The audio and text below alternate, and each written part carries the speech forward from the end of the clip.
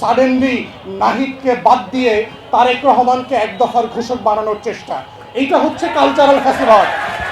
তাহলে এই যে লড়াইয়ের পিছনের লড়াই, বাকশালের আলোচনা যখন করছে, কারা কারা এই বাকশালের ক্যারেক্টার ছিল, সেই আলোচনাগুলোকে আমরা করেছি আমাদের নাটক সিনেমায়। একমাত্র বন্ধু রাষ্ট্র হিসাবে যাকে আমাদের সাথে পরিচয় করিয়ে দেওয়া হয়েছে, তাকে আসলে আমরা কিভাবে দেখছি। বাংলাদেশের একটা ইসলামী দলকে আমি কোনভাবে দেখি আর বিজেপিকে আমি কোনভাবে দেখি। দেখেন, জামাত, খেলাফত, এই যে হেফাজত, ইসলামী দলগুলো, ইসলামিক ক্যারেক্টারগুলো সামনে আসলে আপনার কেমন লাগে? আর বিজেপির মোদি, অমিত শাহ, হেমন্ত আর শুভেন্দু, দিলীপ ঘোষকে দেখলে আপনার কেমন লাগে? এই কেমন লাগাটার মধ্যে হচ্ছে কালচারাল ফ্যাসিবাদ জড়িয়ে আছে। এবং এইটা বুঝতে না দেওয়ার মধ্য দিয়ে হচ্ছে আমার শত শত বছরের এই মাটির যে লড়াই, ইনকিলাবের লড়াই, আজাদির লড়াইকে ঢেকে দেওয়া হয়েছে। এজন্য বারবার রক্ত দিতে হয়।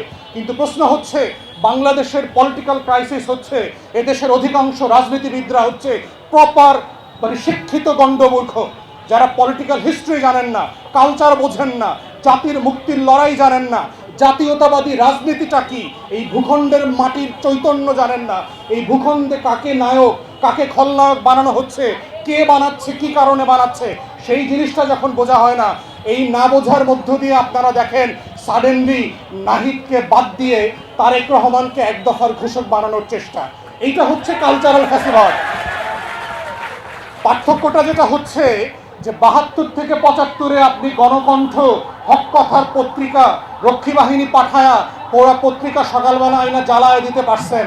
কিন্তু এমন এক জমানায় বাস করছি যেই জমানা থেকে চাইলেই আপনি আরেকজনকে আইনা ঘোষক বানাইতে পারবেন না। আমরা ওই জমানায় নাই। এটা তথ্য প্রযুক্তির জমানা। সোনার বাংলায় ৭২ ফিরে আসবে না। আমরা আগের জমানায় ফিরে যাচ্ছি না।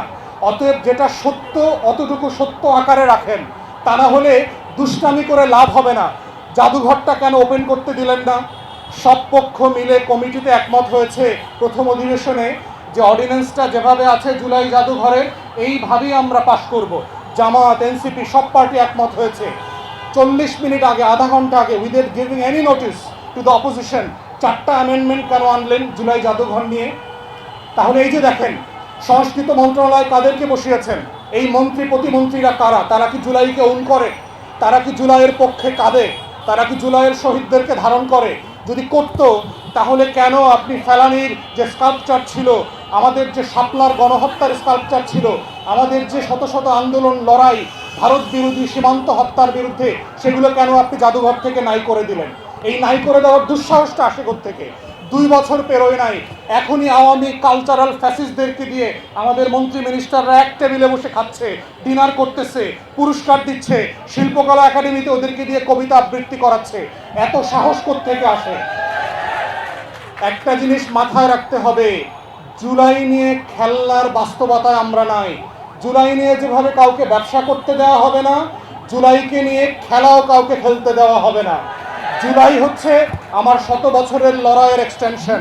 অতএব এই লড়াইটা হচ্ছে লড়াইয়ের জায়গা থেকে আমরা লড়বো ইনশাআল্লাহ। এবং জুলাইয়ের সবচেয়ে স্টেক হোল্ডার হচ্ছে বাংলাদেশের কোটি কোটি মানুষ, কোনো দল না, কোনো ব্যক্তি না। জুলাই কোনো ব্যক্তিকে নায়ক বানায় নাই, জুলাই শুধু খলনায়ককে চিহ্নিত করে দিয়েছে।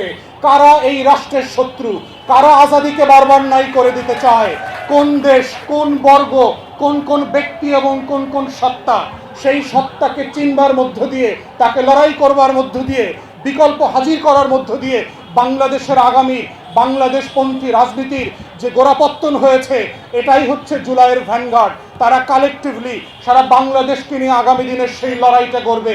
তাই ইনকিলাব মঞ্চকে আমরা ধন্যবাদ জানাচ্ছি এবং আহ্বান জানাচ্ছি দেশবাসীকে নিয়ে পাড়ায় পাড়ায়, মহল্লায় মহল্লায় তরুণদের কাছে আমাদের এই ইনকিলাব এবং আজাদির চৈতন্যকে নিয়ে চলে যেতে হবে এবং বুঝাইতে হবে এই রাষ্ট্রের স্বাধীনতা, সার্বভৌমত্ব রক্ষা করবার একমাত্র শর্ত হচ্ছে ভিজিলেন্সি। যখন কালেকটিভলি অ্যাজ এ নেশন আমরা ভিজিলেন্ট থাকবো, পাহারাদার থাকবো, আমাদের সীমান্তে যেভাবে বাবুল কাস্তে হাতে নিয়ে হাজার হাজার লোক বিজিবি জওয়ান এবং সদস্যদের সাথে সীমান্ত পাহারা দিচ্ছে, আমরাও বাংলাদেশের কেন্দ্র থেকে পেরিফেরি পর্যন্ত প্রত্যেকটা পাড়া মহল্লা আজাদির জন্য পাহারাদার হয়ে যাব, সিপাহী হয়ে যাব, বরকন্দাজ হয়ে যাব ইনকিলাবের পক্ষে। সেই লড়াই চলছে এবং চলবে। ইনকিলাব যুগে যুগে আজাদির আকারে হর্ষদ মোহানির কণ্ঠ থেকে বিভিন্নভাবে বিভিন্ন ফর্মে আসবে এবং সেই আশার লড়াইয়ের নাম হচ্ছে বাংলাদেশ জিন্দাবাদ। এটাই হচ্ছে আগামী দিনের জাতীয়তাবাদী রাজনীতির কেন্দ্রীয় স্লোগান হবে, ইনকিলাব ইনকিলাব জিন্দাবাদ জিন্দাবাদ। আসসালামু আলাইকুম।